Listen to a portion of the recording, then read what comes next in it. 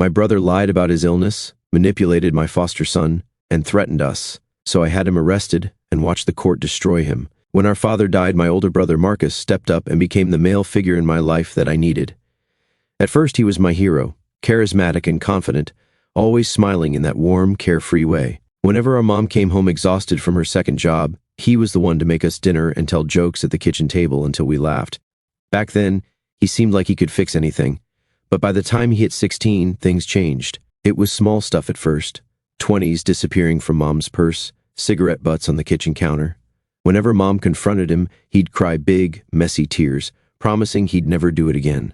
I believed him every single time. Mom would sigh and say she hoped so, but her voice got quieter each time. Pretty soon, she stopped confronting him altogether. In our 20s, the pattern was so clear it hurt. Marcus would only call when he hit rock bottom. Sometimes it was a frantic plea from a police station. Other times, it was a desperate cry from outside his landlord's apartment, begging me to wire money so he could avoid eviction. Each call left me shaking, but I always picked up because no matter how bad Marcus got, he was still my brother.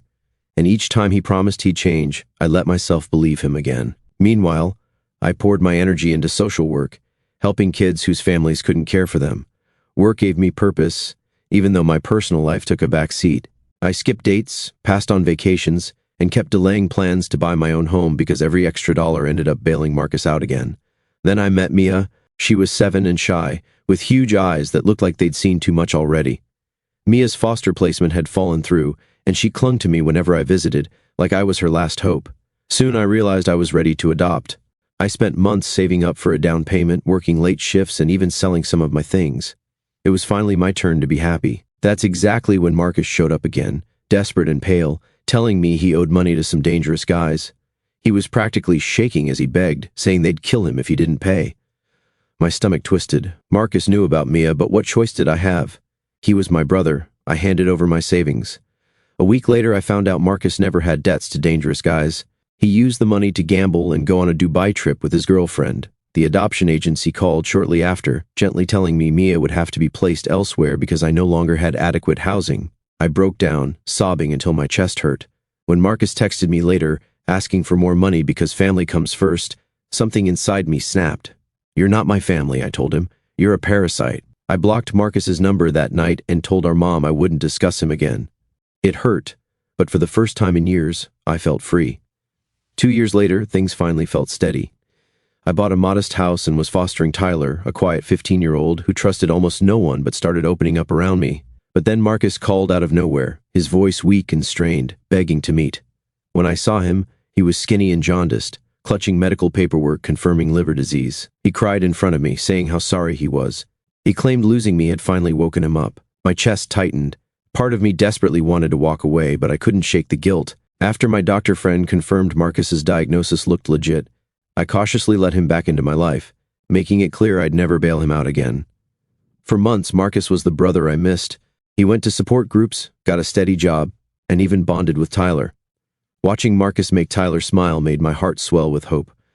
Maybe, just maybe, he really had changed. But that hope shattered one afternoon when I got home early. Marcus and Tyler were gone.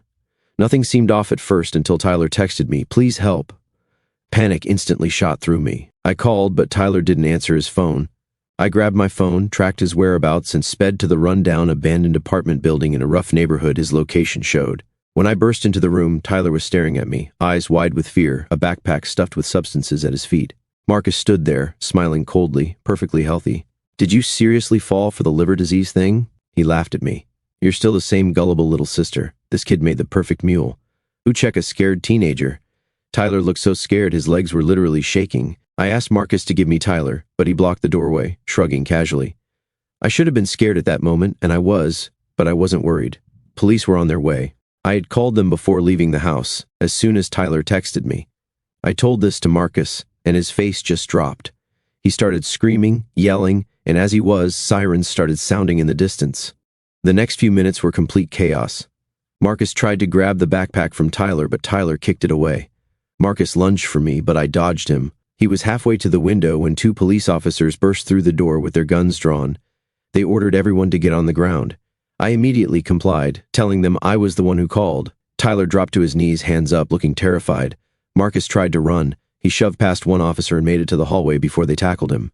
I heard the thud and Marcus yelling as they cuffed him. One officer stayed with us while the other dealt with Marcus.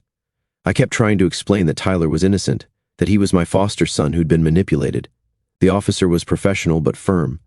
They had to take Tyler in for questioning too. I rode in the back of a separate police car, following them to the station. The whole ride, I kept thinking about how I'd failed Tyler. I'd let Marcus back into our lives, and now Tyler was paying the price. At the station, they separated us all. I sat in a small room for what felt like hours, explaining everything to a detective, Marcus's history, how he'd faked his illness, how he must have been grooming Tyler for this. I showed them texts from Tyler asking for help. I explained my job in social services and Tyler's foster situation. The detective seemed sympathetic but kept asking the same questions in different ways. Did I know about the substances? Had I ever participated in any of Marcus's schemes? Was Tyler involved willingly? I answered truthfully each time, but my anxiety kept climbing. What if they didn't believe me? What if they thought I was somehow complicit? After about 3 hours, the door opened and a different officer came in. She told me they'd confirmed my story with my employer and that Tyler had given a statement matching mine. They were releasing him to my custody, but we'd both need to make formal statements later. Marcus was being charged with multiple felonies, substance trafficking, endangering a minor, and a bunch of other charges I couldn't even process at that moment. When I finally saw Tyler in the waiting area, he looked smaller somehow, hunched in on himself. I approached him slowly, not sure if he'd even want to be near me after what happened. But as soon as I got close, he practically collapsed against me, sobbing into my shoulder. I held him tight, apologizing over and over. The drive home was silent. Tyler stared out the window the whole time, and I couldn't find the right words. When we got home, he went straight to his room and closed the door. I sat at the kitchen table, my head in my hands, wondering how I could have been so stupid. I'd let Marcus manipulate me again, and Tyler had almost paid an unthinkable price. I called my supervisor at work and explained the situation. She was understanding but concerned, saying we'd need to report the incident to Tyler's caseworker. There would be an investigation to determine if my home was still suitable for Tyler. The thought of losing him made me physically ill. That night, I barely slept. I kept getting up to check on Tyler, just standing outside his door listening for any sound. Around 3 a.m., I heard him crying. I knocked softly and asked if I could come in. He didn't answer but didn't say no, so I opened the door. Tyler was sitting on the edge of his bed, a hoodie pulled over his pajamas, like he was thinking about running. My heart sank. I sat down beside him, keeping some distance between us. "I'm so sorry," I said. "This is all my fault." Tyler wiped his face with his sleeve. "Marcus said you knew," he said. "He said it was just one time to help the family out." The betrayal in his voice cut deep. "Tyler, I swear to you, I had no idea. Marcus lied to both of us." Tyler nodded slightly, like he wanted to believe me but wasn't sure he could. "He started talking to me about a month ago," he said. "Just little things at first. He'd give me money for helping him with stuff. Then he started saying you were having money problems and we needed to help out." Each word was like a knife. Marcus had been manipulating Tyler for weeks, and I hadn't noticed a thing. I'd been so happy to see them bonding that I'd missed all the warning signs. The next morning, Tyler's caseworker, Janine, came to the house. She was a no-nonsense woman I'd worked with professionally before. Now I was on the other side of her clipboard, and it was terrifying. She interviewed us separately, taking detailed notes. When she was done, she told me Tyler would remain in my care for now, but there would be weekly check-ins, and both of us would need to attend counseling. As she was leaving, she pulled me aside. "You should have known better," she said quietly. "You, of all people." Her words stung because they were true. I should have known better. I worked with vulnerable kids every day. I knew the signs of grooming and manipulation. But when it came to my own brother, I'd been blind. The next few weeks were hard. Tyler was withdrawn, spending most of his time in his room. I tried to give him space while also making sure he knew I was there. I took time off work to be home when he got back from school. I made his favorite meals, small gestures that felt pathetically inadequate. 2 weeks after the incident, I got a call from the prosecutor handling Marcus's case. They wanted Tyler to testify. The thought of putting him through that made me sick, but the prosecutor explained they needed his testimony to make the charges stick. Without it, Marcus might get a plea deal and be out in just a few years. I talked to Tyler about it that night. He was quiet for a long time, then asked, "Will I have to see him?" "Yes," I said, not wanting to sugarcoat it, "but I'll be there the whole time, and they can arrange it so you don't have to look at him." Tyler nodded slowly. "I'll do it." The preliminary hearing was scheduled for the following month. In the meantime, we started therapy, individual sessions for Tyler and me, plus joint sessions once a week. Our therapist, Dr. Chen, was patient and insightful. She helped Tyler process his feelings of betrayal and fear. With me, she focused on my pattern of enabling Marcus and my guilt over what happened to Tyler. "You've been conditioned since childhood to rescue your brother," she told me during one session. "Breaking that pattern is like breaking an addiction. There will be setbacks." I wasn't sure if she was preparing me for something or just stating facts. Either way, she was right about the setbacks. 3 weeks after Marcus's arrest, my mom called. She'd been to visit Marcus in jail, and he'd told her his version of events, that I'd overreacted, that he was just having Tyler hold some medicine for a friend, that I'd called the cops because I was jealous of their relationship. The worst part was, my mom seemed to believe him. "He's your brother," she said, her voice cracking. "He made a mistake, but he's family." I'd heard those words so many times before. Family, as if that excused everything. As if family meant letting someone hurt you over and over again. "He used Tyler to transport substances, Mom," I said firmly. "He put a child in danger. That's not a mistake. That's a crime." She started crying, begging me to drop the charges. I had to explain that I couldn't drop the charges even if I wanted to, which I absolutely did not. The state was prosecuting Marcus, not me. When I refused to help her get Marcus out of jail, she hung up on me. That night, I broke down after Tyler went to bed. I sat on my kitchen floor and sobbed until my throat hurt. I mourned the brother I thought I had, the mother who couldn't see past her denial, and the normal life I'd tried so hard to build for Tyler and myself. The next morning, I woke up to find Tyler had made breakfast, just cereal and toast, but the gesture nearly made me cry again. We ate together in comfortable silence. It felt like a tiny step forward. Then my phone rang. It was a number I didn't recognize. Against my better judgment, I answered. It was Marcus, calling from jail. "You need to drop this," he said without preamble. "You're ruining my life over nothing." I should have hung up immediately, but something kept me on the line. "You used a child to transport substances, Marcus. You manipulated him and put him in danger." Marcus scoffed. "He's 15, not 5. He knew what was happening." "He trusted you," I said, my voice shaking with anger. We both did. "Listen," Marcus's voice dropped to a whisper. "These guys I'm working with, they're not going to be happy if I go down for this. They know where you live. They know about Tyler." My blood ran cold. "Are you threatening us?" "I'm warning you," Marcus said. "Family looks out for each other." I hung up and immediately called the detective handling the case. I reported the call and the threat. They took it seriously, sending a patrol car to drive by my house regularly for the next few days. I also called our lawyer, who filed for a restraining order against Marcus. That night, I sat Tyler down and told him about the call. I didn't want to scare him, but he needed to know. "The police are watching the house," I assured him, "and Marcus is just trying to intimidate us. He doesn't have guys.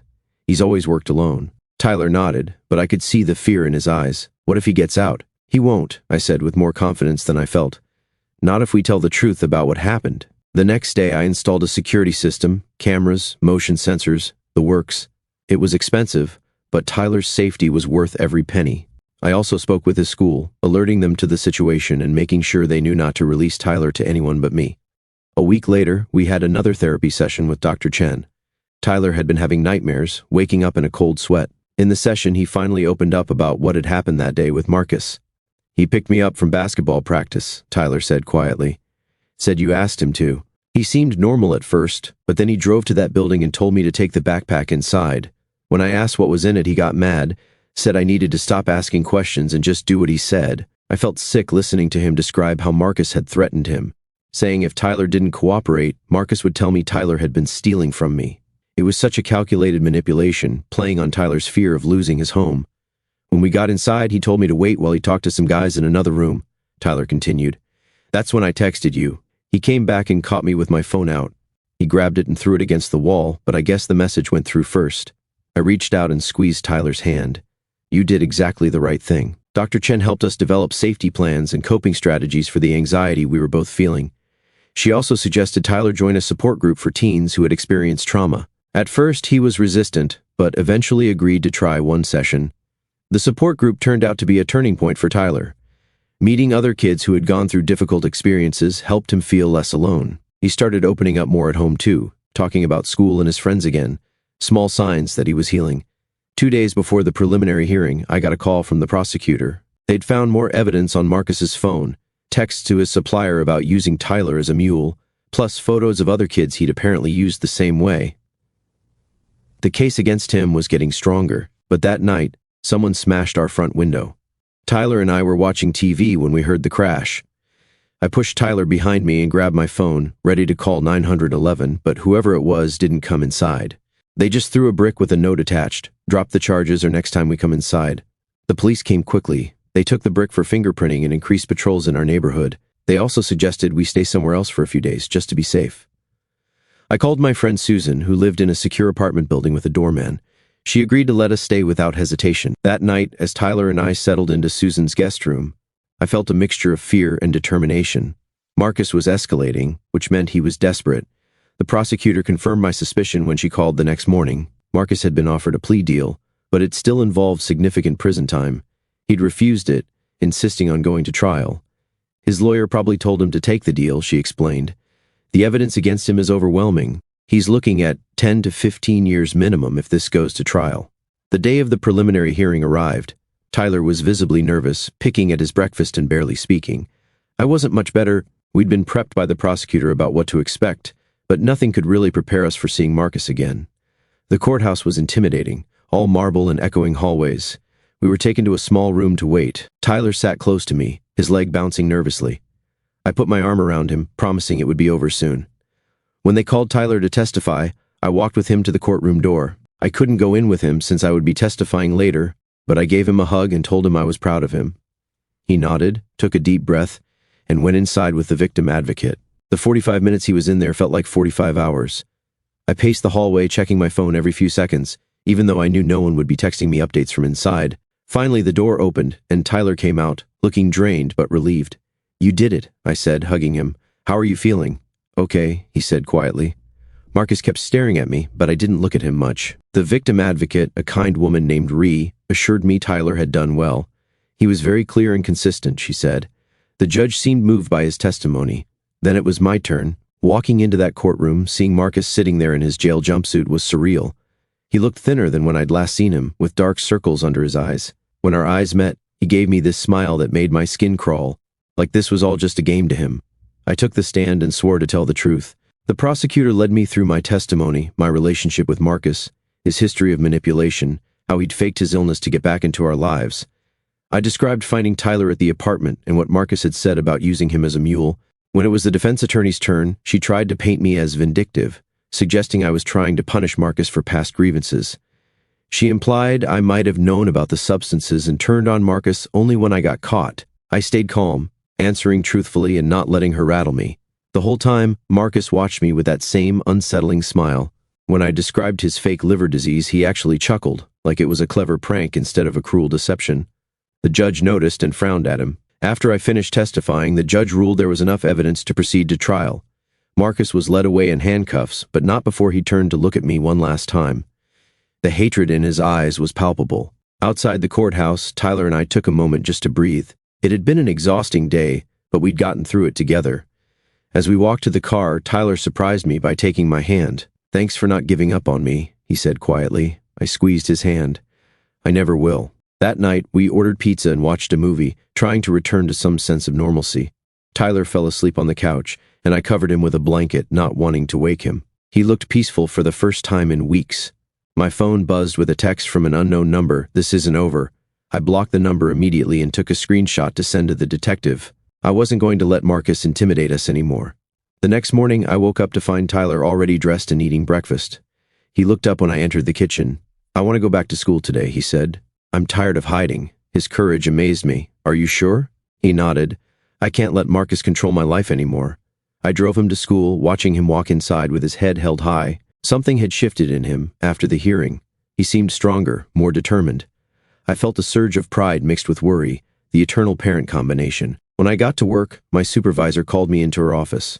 I braced myself for bad news, but instead she told me they'd reviewed my case and found I'd handled the situation with Tyler appropriately. My job wasn't in jeopardy. The relief was overwhelming. "You're a good social worker," she said. "And from what I can see, you're a good foster parent too. Don't let what your brother did make you doubt that." Her words meant more than she could know. For weeks, I'd been questioning every decision I'd made, wondering how I could have been so blind to what Marcus was doing.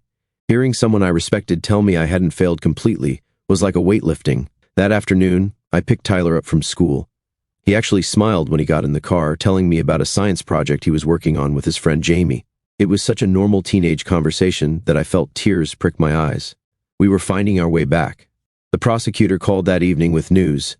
Marcus had changed his mind and accepted a plea deal, 8 years with the possibility of parole after 5. He would plead guilty to substance trafficking and child endangerment. In exchange, they were dropping some of the lesser charges. "He won't be bothering you for a long time," she assured me. "And with his record, the parole board isn't likely to be sympathetic when the time comes." I thanked her and hung up, feeling a complex mix of emotions, relief that it was over, sadness for the brother I'd lost long ago, and cautious hope for the future. I told Tyler the news over dinner. He nodded solemnly, pushing his food around his plate. "Do you think he'll ever change?" Tyler asked. "Like, really change?" I considered the question carefully. "I don't know. I used to think so, but now I think some people don't want to change. They just want to keep taking whatever they can get." Tyler nodded again. "I'm glad he's going away. Is that bad?" "No," I said firmly. "It's not bad at all. It's honest." That night, I sat on my porch swing, watching the stars come out. For the first time in as long as I could remember, I felt at peace with my decision to cut Marcus out of my life. The guilt that had plagued me was finally starting to fade. My phone rang. It was Mom. I hesitated before answering. "I talked to Marcus's lawyer," she said without greeting. "He told me everything about the substances, about using Tyler." Her voice broke. "I'm so sorry I didn't believe you. It wasn't a complete apology, but it was a start. Thank you for calling, Mom. Is Tyler okay?" she asked tentatively. "He's getting there," I said. "We both are." After hanging up with Mom, I sat on the porch for a while longer, just breathing in the night air. It felt like the first real conversation we'd had in years. Not perfect, but a start. When I finally went inside, I found Tyler sitting at the kitchen table with a notebook open. "What are you working on?" I asked, grabbing a glass of water. He shrugged. "Just writing some stuff down. Dr. Chen said it might help." I nodded and gave him space. The fact that he was actually following through with therapy suggestions was huge progress. I headed to my room but paused when Tyler called my name. "Do you think we could visit Marcus before he goes to prison?" The question caught me completely off guard. "Why would you want to do that?" Tyler fidgeted with his pen. "I just want to ask him why, like, why me specifically?" My first instinct was to say absolutely not. The thought of Tyler anywhere near Marcus made my stomach turn. But Dr. Chen had talked about the importance of not dismissing Tyler's agency in his own healing process. "Let me think about it," I said finally. "And we should discuss it with Dr. Chen first." Tyler nodded, seeming satisfied with that answer. The next day, I called Dr. Chen and explained Tyler's request. She wasn't immediately opposed, which surprised me. "It could provide closure for Tyler," she explained, "but only if he's truly ready and only with proper supervision." We scheduled an extra session to discuss it further. In the meantime, life continued its slow return to normal. Tyler went to school, played basketball, and even invited a friend over to work on their science project. I went to work, cooked dinner, and tried not to jump every time the phone rang. The prosecutor called with details about Marcus's sentencing hearing. It was scheduled for the following month. She asked if either of us wanted to make victim impact statements. Tyler immediately said yes. I was more hesitant. "You don't have to decide right away," she assured me. "Just let me know a week before." That night, I couldn't sleep. I kept thinking about what I would say to Marcus if given the chance. All the words I'd swallowed over the years bubbled up like acid. I got up and wrote it all down, not a formal statement, just a purging of emotions. It felt good to get it out, even if I never said any of it to his face. At our next therapy session, Dr. Chen helped Tyler and me talk through the pros and cons of visiting Marcus. She was careful not to influence his decision either way. "I need to do this," Tyler said firmly. "I keep having nightmares where I'm back in that apartment, but this time no one comes to help me. I think I need to see him locked up to know he can't hurt me anymore." Dr. Chen looked at me. "What are your thoughts?" I took a deep breath. "I'm scared," I admitted. "Scared that seeing him will undo all the progress we've made. Scared that he'll say something to hurt Tyler even more." Tyler reached over and squeezed my hand. "I can handle it. We both can." His confidence swayed me. I agreed to arrange a supervised visit with strict conditions. Marcus would be handcuffed, guards would be present, and we could leave at any time. The prosecutor helped set it up for the following week. The day of the visit, I felt physically ill. I almost called to cancel 3 different times. Tyler was quiet but determined, dressed in his nicest jeans and a button-up shirt, like he was going to a job interview instead of a jail. The visitation room was stark and institutional, metal tables bolted to the floor, uncomfortable chairs, guards stationed at the doors. We sat down and waited. When they brought Marcus in, I barely recognized him. His face was gaunt, his eyes hollow. The orange jumpsuit hung on his frame. He shuffled in with small steps, limited by the chains around his ankles.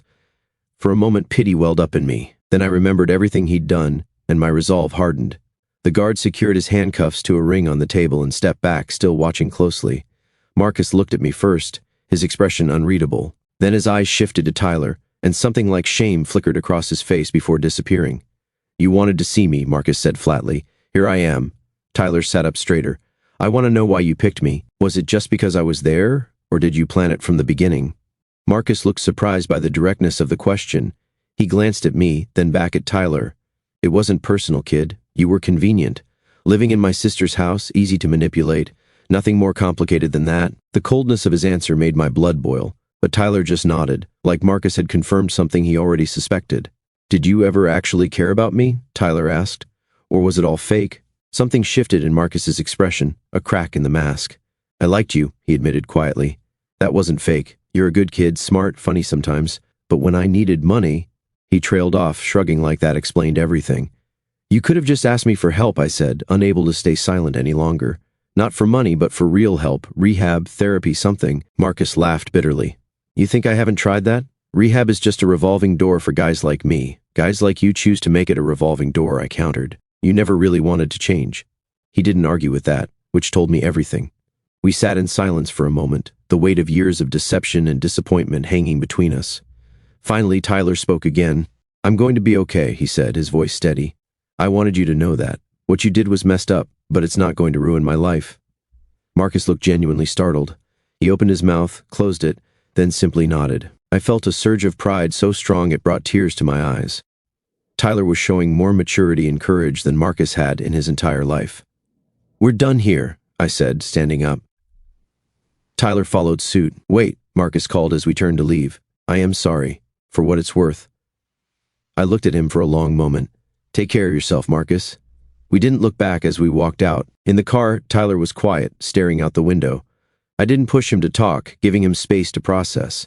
Finally, as we pulled into our driveway, he spoke. "I don't feel bad for him," he said. "Is that wrong?" "No," I answered honestly. "It's not wrong at all." "But I don't hate him either," Tyler continued, sounding confused by his own feelings. "I just feel nothing." "That's okay too," I assured him. "You don't owe him any particular feeling." Tyler nodded, seeming relieved. That night, he slept through the night for the first time in weeks. No nightmares, no waking up in a cold sweat. It was a small victory, but I celebrated it silently. The sentencing hearing came faster than expected. Tyler had worked with Dr. Chen on his victim impact statement, practicing it until he could get through it without his voice shaking. I decided to make a statement too, though I rewrote mine a dozen times, never quite capturing everything I wanted to say. The courtroom was more crowded than for the preliminary hearing. Mom was there, sitting in the back. She gave me a tentative wave when we arrived. I nodded in acknowledgement but didn't go over. There would be time to talk after. Marcus sat with his lawyer, wearing a suit that hung on his thin frame. He looked defeated already, like he knew what was coming. When the judge entered, we all stood, then sat again. The proceedings moved quickly, statements from the prosecutor about the severity of the crimes, a half-hearted defense from Marcus's lawyer. Then it was our turn. Tyler went first, walking to the podium with his paper clutched tightly in his hands. His voice started shaky, but grew stronger as he spoke. "What Marcus did made me feel worthless," he said, looking directly at the judge, like I was just a tool to be used. "But I'm not worthless. I have people who actually care about me, real care, not fake care to get something from me." I saw Marcus flinch at those words. Tyler continued, describing how the incident had affected his sense of trust and safety, but also how he was working to move forward. When he finished, the judge thanked him, genuine respect in her voice. Then it was my turn. I walked to the podium, my prepared statement in hand, but when I got there, I set the paper aside. "My brother has been manipulating me since we were kids," I began. "Each time I believed he would change. Each time I was wrong. The difference now is that his actions didn't just hurt me. They endangered a child I'm responsible for protecting." I talked about the pattern of enabling I'd participated in, how I'd always put Marcus's needs above my own, and how that had to stop for both our sakes. "I don't want my brother to suffer," I concluded, "but I need him to face consequences, not just for what he did to Tyler, but for his own sake. Without consequences, he'll never have a reason to change." The judge nodded thoughtfully. After a brief recess, she returned to deliver the sentence: 7 years with the possibility of parole after 5, mandatory substance treatment in prison, and no contact with Tyler or any minors upon release. As the bailiff led Marcus away, he looked back at me one last time. There was no smile now, no manipulation, just a tired resignation. I didn't look away until he was gone. Outside the courthouse, Mom approached us hesitantly. She hugged me first and turned to Tyler. "I'm sorry for what my son did to you," she said simply, "and I'm proud of how brave you were in there." Tyler nodded, accepting her words without comment. We agreed to meet Mom for lunch the following weekend, a small step toward rebuilding that relationship too. 6 months later, life had found a new rhythm. Tyler's nightmares had stopped completely. He made the varsity basketball team and started talking about college. I returned to full-time work, and my supervisor recommended me for a promotion. Marcus wrote me a letter from prison. I read it once, noting that it sounded more genuine than his usual manipulations, then filed it away. Maybe someday I'd be ready to respond, but not yet. My focus needed to stay on Tyler and on building the stable life we both deserved. On the anniversary of the day I found Tyler in that apartment, we went out for ice cream to reclaim the date. As we sat in the park eating our cones, Tyler looked at me seriously. "I've been thinking about something," he said. "When I turn 18 next year, would it be weird if you adopted me? Like legally?" The question caught me completely off guard. "You want me to adopt you?" He shrugged, suddenly looking younger than his 16 years. "Yeah, I mean, if you want to. You're already my family. Might as well make it official." I blinked back tears, my ice cream forgotten. I'd be honored. That night, I sat on the porch swing again, listening to Tyler playing video games inside. The stars were bright overhead, and for once my phone wasn't buzzing with crisis calls or desperate pleas, just silence and peace. I thought about Marcus, locked away in prison. I thought about Mom, slowly finding her way back to us. I thought about Tyler, who had survived so much and still found the courage to trust again. And I thought about myself, no longer defined by my brother's chaos, no longer waiting for the next emergency. I had taken my power back, and I was never letting it go again.